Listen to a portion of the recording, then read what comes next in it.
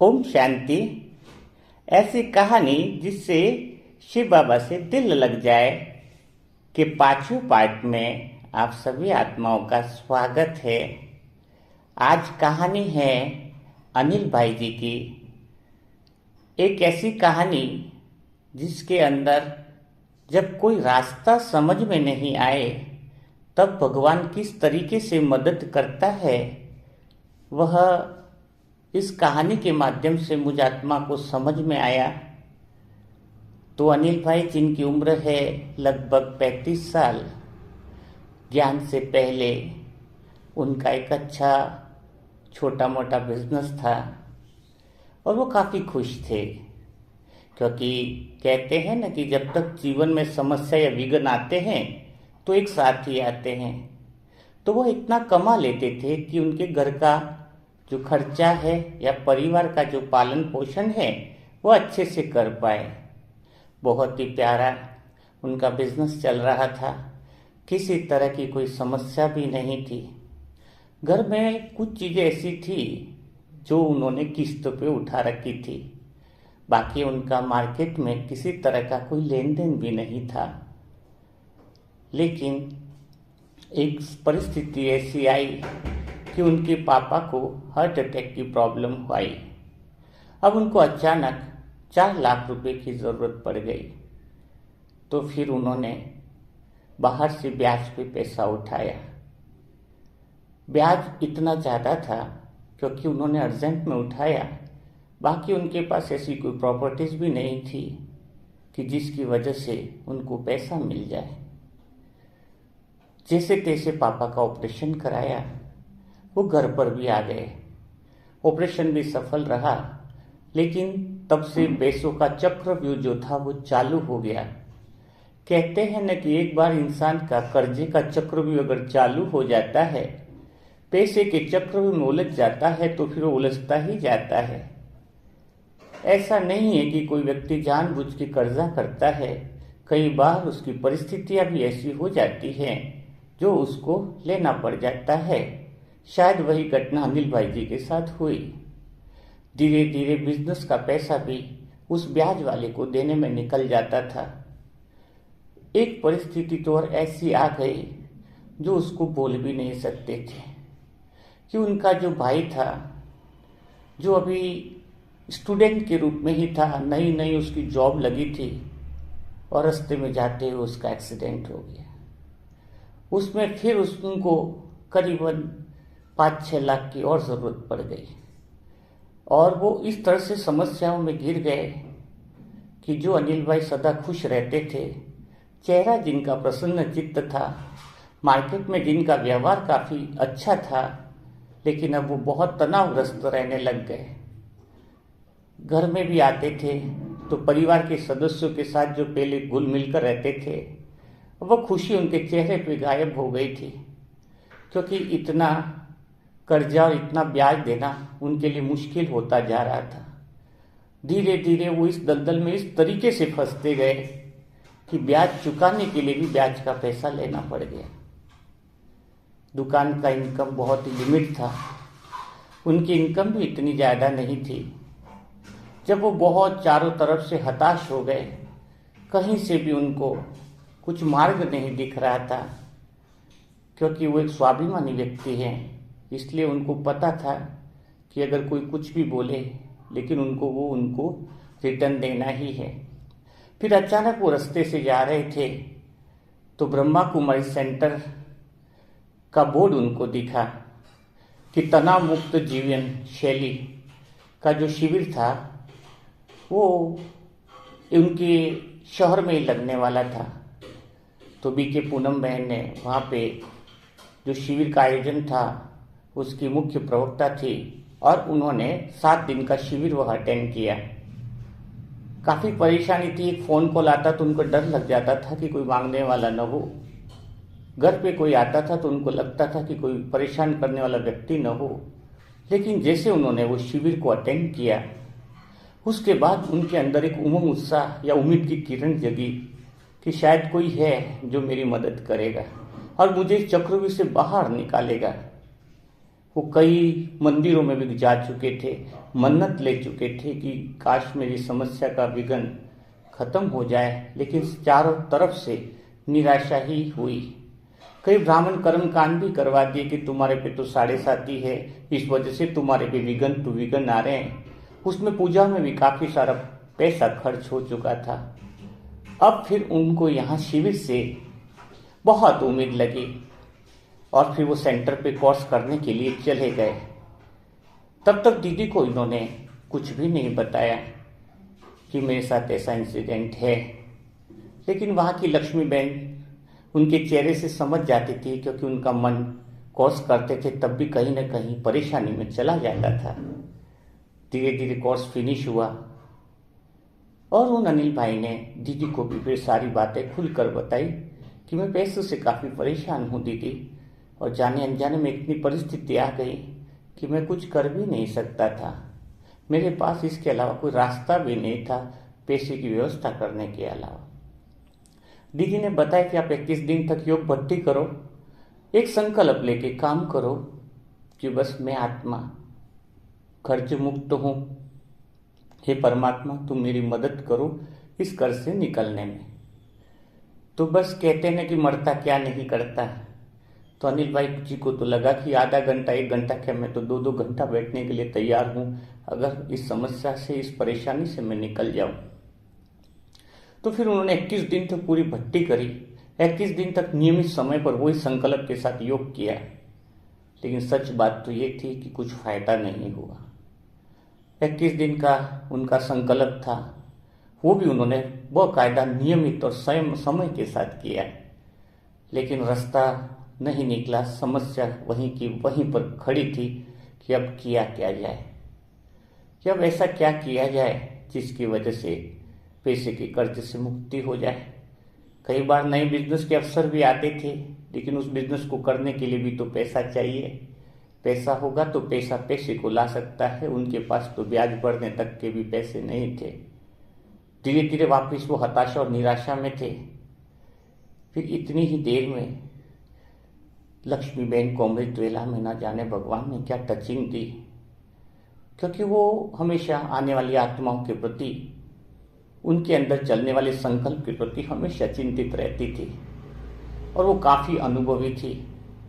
फिर उन्होंने अनिल भाई जी को बुलाया और बैठाया कि कैसा रहा आपका 21 दिन का अनुभव। तो अनिल भाई जी ने कहा कि मैंने काफ़ी शुद्ध संकल्प के साथ योग किया, मास्टर सर्वशक्तिवान हूँ की स्मृति भी करी, कर्ज मुक्त हूँ ऐसी स्मृति भी करी, भगवान का वरदानी हाथ भी मेरे पर है ऐसा भी अनुभव किया, लेकिन समस्या तो भी है वैसी की वैसी है। कुछ समय के लिए योग में बैठता हूँ तो वो समस्या भूल जाती है, लेकिन वापस वही समस्या तो खड़ी रहती है। फिर दीदी ने बताया कि आप मन को शांत कर दो। देखो, दीदी ने बताया कि जो बाबा तुम्हें देना चाहते हैं, बाबा जो तुम्हें टचिंग करना चाहते हैं, उसको तुम्हें समझना होगा, उस परिस्थिति को समझना होगा और परिस्थिति का फिर समाधान निकालना होता है। क्योंकि भगवान आकर पैसा नहीं देते, लेकिन भगवान आकर वह विधि बताते हैं जिसकी वजह से तुम समस्या से निकल सकते हो। तो अनिल भाई जी ने बताया कि क्या विधि है, मुझे कुछ समझ में नहीं आ रहा है। तो दीदी ने बताया कि देखो, आपके पास समस्या किस चीज़ की है। तो उन्होंने बोला कि मेरे पास समस्या पैसे की है। तो पहले ये बताओ कि पैसा आता कहाँ से है। तो अनिल भाई जी ने बताया कि तो बात मुझे कुछ समझ में नहीं आई। तो दीदी ने बताया कि पैसा तब आता है दुनिया में जब अपन किसी समस्या का समाधान करते हैं किसी का, तो उसके बदले में वह व्यक्ति अपने को पैसा देता है। जैसे अगर आपकी मोटरसाइकिल पंक्चर हो गई तो आपके लिए यह समस्या है, लेकिन सामने वाले के लिए पैसा है। अगर आप बीमार हो गए तो आपके लिए समस्या है, लेकिन डॉक्टर के पास जाते हो तो वो उसके लिए पैसा है, हाथ लगाने का 1000 रुपया ले लेता है। तो माना तुम्हारे पास पैसा नहीं है बिजनेस करने के लिए, लेकिन आप अपने आप में अनुभव करो कि आपके पास ऐसी क्या क्वालिटी है जिसकी वजह से आप दुनिया की समस्याओं का समाधान कर सकते हो, तो उसके बदले में आपको पैसा आ सकता है। आपके अंदर ऐसी क्या क्वालिटी है। तो आज इस बात का चिंतन करो। फिर अनिल भाई जी चले गए। कुछ बात तो उनको समझ में आई कि ऐसा कुछ तो होगा मेरे अंदर। तो अनिल भाई जी ने अंदर के अंदर चिंतन करते रहे, माना बाबा उनको टचिंग दे रहा हो कि मैं ऐसा क्या करूं जिससे दुनिया की किसी की समस्या का समाधान कर सकूं और उसके बदले में मेरे को पैसा आ सके। तो उनको वो दिन सारे याद आए कि देखो मैंने बिजनेस को कैसे जमाया था। उन्होंने कई सारी मार्केटिंग का काम किया था। उनके अंदर ही खुद ही इतना उमंग उत्साह था, उतना मोटिवेशनल चीजें थी कि वो दूसरे लोगों को हैंडल कर लेते थे। जो सोया हुआ हो उसको भी जगा देते थे। इतनी क्वालिटी उनके अंदर थी, एक तरह से वो प्रवक्ता थे। तो जब उनको समझ में आया कि मेरे अंदर इस तरह की क्वालिटी तो है, अब मैं इस क्वालिटी का यूज कैसे करूं। उनके पास तो कोई चीज का पैसा भी नहीं। अब उन्होंने सोचा कि इतना ज्ञान है, लेकिन इस ज्ञान के बदले में मुझे पैसा कौन देगा। और एक दिन ऐसे ही बैठे थे, उनके बहन का एक लड़का आया और उसने अनिल भाई जी को बताया कि देखो ना, मैंने एक चैनल बनाया है और उस पर मेरे इतने सारे व्यूवर्स आए और मेरे को $9 की इनकम हुई है। जैसे उन्होंने उस चीज को देखा, बस अनिल भाई जी उसी समय, आप मानोगे नहीं, दुकान का शटल किया बंद और तुरंत घर के अंदर चले गए और घर वालों को बोल दिया कि मुझे 3 से 4 महीना कोई डिस्टर्ब मत करना, बस मुझे अपना काम करने देना उस लगन के साथ। मानो उनको कोई रास्ता मिल गया हो पैसा कमाने का बिना किसी इन्वेस्टमेंट का। शायद भगवान ने उनको टचिंग दी होगी और उन्होंने यूट्यूब पे अपना एक चैनल क्रिएट कर दिया जो बिना पैसे के क्रिएट होता है, और वो था मोटिवेशनल चैनल है। और बाबा ने न जाने किसी उनको हिम्मत दी, और उनके अंदर तो ऑलरेडी योग्यता थी, लेकिन 3 से 4 महीना पूरा डेडिकेशन के साथ उन्होंने इस तरह से काम किया कि वो कभी सोच भी नहीं सकते थे कि महीने की 1 से 1.5 लाख की इनकम पर इतना जल्दी पहुंच जाएंगे। आज जो आत्मा उदास थी, जिसको खुद को मोटिवेशन की जरूरत पड़ गई थी, आज वही आत्मा दूसरे को मोटिवेशन करने लग गए। देखो बाबा की कमाल, कि बाबा का योग, सच्चे दिल से किया हुआ उनके ऊपर विश्वास। जो खुद व्यक्ति समस्याओं में गिरा हुआ था, आज वही आत्मा हजारों आत्माओं को मार्गदर्शन करने के निमित्त बनती है। वो उस आत्मा को इतना सहारा देते हैं अनिल भाई जी कि अगर कोई आत्मा परेशानी में है तो कहीं सुसाइड न कर ले, तकलीफ में न कर ले, क्योंकि पैसों की समस्या बड़ी ही खराब होती है। उन्होंने न जाने यह रास्ता भी कई आत्माओं को बताया कि आप इस तरीके से कर सकते हो। उन्होंने फ्री में सबकी मदद भी करी। तो कहते हैं ना कि हर समस्या का समाधान इंसान के स्वयं के पास होता है। ऐसी दुनिया की कोई समस्या ही नहीं बनी है जिसका समाधान नहीं होता है। कहते हैं ना कि एक लड़की जब इस दुनिया में पैदा होती है तो उससे शादी करने वाला लड़का 2 साल पहले इस दुनिया में आ चुका हुआ होता है, बस जरूरत ढूंढने की रहती है। इसका अर्थ क्या है कि इस दुनिया में अगर समस्या पैदा हुई है तो इसका समाधान पहले से इस दुनिया में आ चुका है, लेकिन बस उसको ढूंढने की जरूरत होती है भगवान की सहायता से, भगवान की टचिंग के साथ। जैसे कि इस पे एक बात और याद आती है कि एक व्यक्ति कार लेके जा रहा था, रास्ते में उसकी गाड़ी का एक टायर पंक्चर हो गया। आसपास कोई भी नहीं था। उस व्यक्ति ने हिम्मत करके टायर के पंक्चर को बदला, टायर को रखा, लेकिन अचानक उसके जो 4 बोल्ट थे वो पास में एक नाला बह रहा था, उसके अंदर गिर गए। अब टायर का पंक्चर तो बना दिया, लेकिन बिना बोल्ट के टायर को लगाए तो लगाए कैसे। तो जब वो काफी 1-2 घंटे तक परेशान हुआ कि अब तो बिना बोल्ट के तो गाड़ी में टायर फिट ही नहीं हो सकता है, तभी पास से भैंस चराने वाला छोटा सा बच्चा जा रहा था। उन्होंने पूछा कि अंकल जी आपको क्या परेशानी है। अंकल जी ने कहा तू जाना, अभी तुझे बताने से क्या फायदा है। फिर भी बच्चे ने पूछा कि बता तो दो कि क्या परेशानी है। तो उस भाई ने बच्चे को बोला कि मेरे 4 बोल्ट थे वो नाले में गिर गए, अब बताओ उसका क्या समाधान है। तो बच्चे ने दिमाग लगाया और बोला कि क्या करना है, इसमें क्या परेशानी है, बाकी के 3 टायर है उसमें तो 4-4 बोल्ट लगे हैं ना, उसमें से एक बोल्ट निकाल लो और इसमें लगा लो और फिर पहुंच जाओ। ऐसा करके वो तो आगे बढ़ गया, जैसे कि नॉर्मल सी बात बताई हो। लेकिन उस व्यक्ति को समझ में आया कि अगर अपना मन शांत है तो समस्या का समाधान अपने आसपास ही है, कहीं भी दूर जाने की जरूरत नहीं है। बस कहते हैं कि बाबा की याद में मन इतना शीतल रखो, सारी जिम्मेदारियां बाबा को दे दो, लेकिन हिम्मत भी खुद में रखनी है, क्योंकि बाबा सिर्फ आपको टचिंग देगा, रास्ता बताएगा, चलना तो स्वयं को ही पड़ेगा।